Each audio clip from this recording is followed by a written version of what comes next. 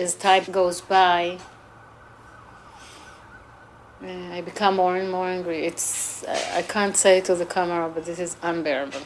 I mean, it's like burying him for a year, and that's how I feel now. Somebody who was working with me, who sent a mail to the parents' update form, where he said, "Shame on you parents, you didn't educate your kids, and how come they won't serve in the army, and once buses are blowing up here, and your kids are eating in the jail for nothing." So I said to him, either you don't want to feed them, so join me to call for them to get out of the jail, so I'll feed my son. And even if my son will serve and all the five will serve, will this stop the bombing? Is the problem of having more soldiers? We are missing the number of soldiers. The problem is of the policy of occupation. And if the policy won't change, I don't know. It's just bombs and bombs and bombs. Gaza City. The destruction from a one-ton bomb dropped by the Israeli Air Force killed Salah Shahada, Hamas military leader, but 15 civilians also died, many of them children. Was this a price worth paying for killing a terrorist? A great success, said Ariel Sharon after the operation, but some of Israel's combat pilots were not so sure. For me, it's a crime. It's a big crime, international by law, and moral by myself, by my heart. And I don't want to be a part of it. מכתב שהגישה הערב קבוצה גדולה של טייסים בחיל האוויר למפקד החיל, ובו סירוב מוחלט לבצע תקיפות בשטחים. אתה יכול לומר שהמכתב הזה מטלטל את חיל האוויר בעצם. אפשר לומר זעזוע כבד בחיל האוויר ובצה"ל בכלל. נרשמה שם טענה שהיא טענה פוליטית, שהכיבוש הוא משחית וצריך לצאת מהשטחים. את הטענה הזו לא מביאים אל פתחו של הצבא.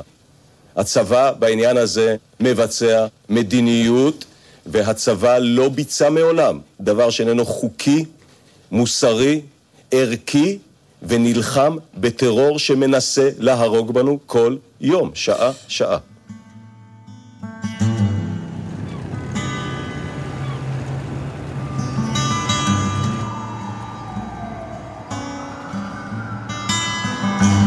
I've served everywhere.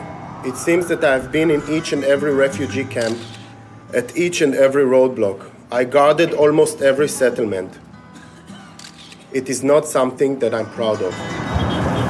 Yeah, I wanted to strengthen the people who are demonstrating here as an Israeli officer, that you can be anti-occupation and not considered or not being anti-Semitic. The occupation is killing us all. I mean, just literally.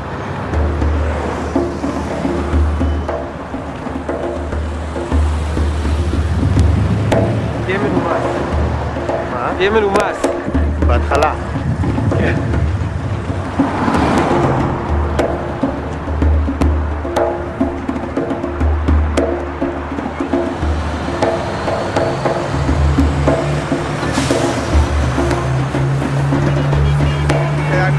My name is Zev.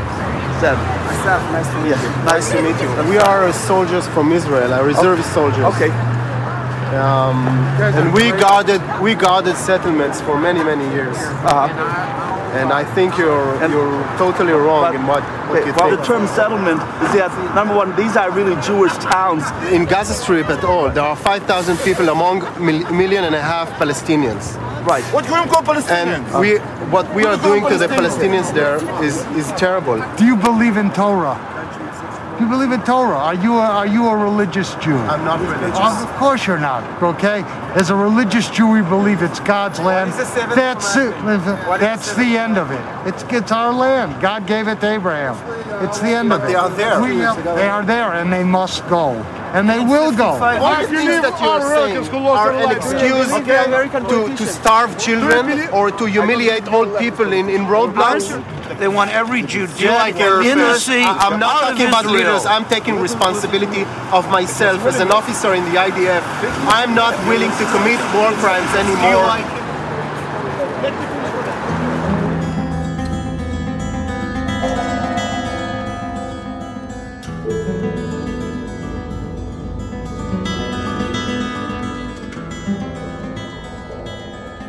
I lost many friends, many pilots that used to be my friends, from the squadron, from the Air Force, from the company I work with.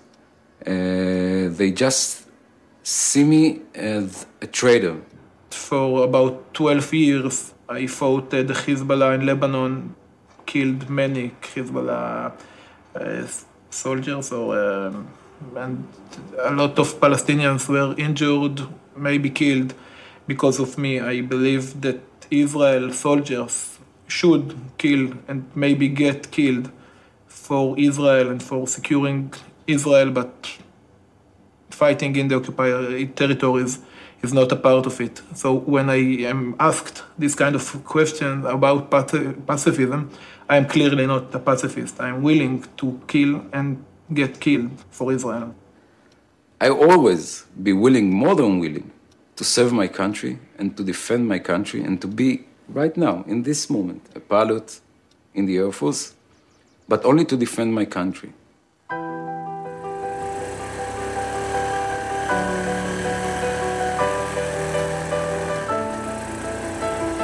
As an actor and director in the theater, I play with Arab actors and Jewish actors, and we can analyze on stage in front of Palestinian or Israeli audience all the conflicts that we see every day. חייל, הקשב. רוצה נעליים אדומות, רוצה כנפי צניחה, רוצה להיות קצין בצבא ההגנה. יום. היום ראיתי ילד בן 3 מביט עליי בשנאה. לילה. הצוות שלי ואני מאגפים ומקיפים בית של משפחה פלסטינית. הם כנראה ישנים, אנחנו לא שואלים שאלות. המטרה? לעצור את המבוקש, למנוע את הפיגוע הבא. הוא שם? הוא לא שם.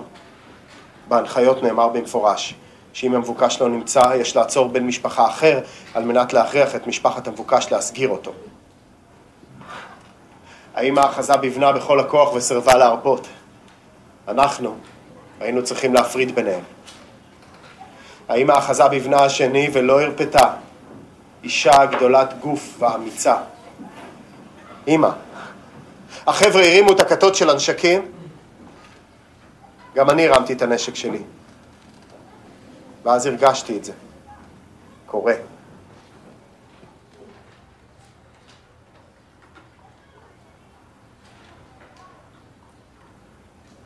המסכה שלי נפלה. In the end of the scene, I'm taking off my mask. Suddenly I understand that in order to feel human being and to see other as human being, we should all take off our masks.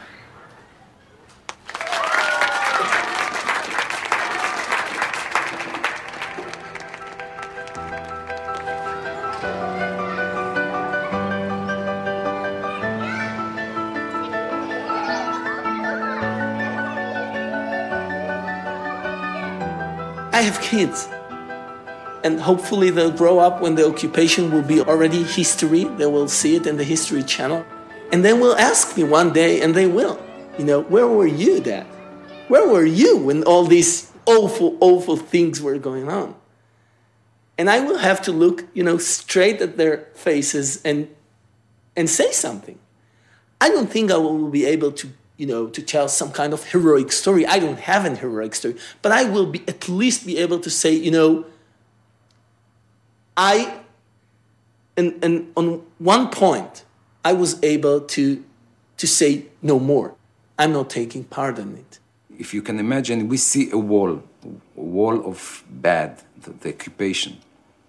The wall is really, really strong.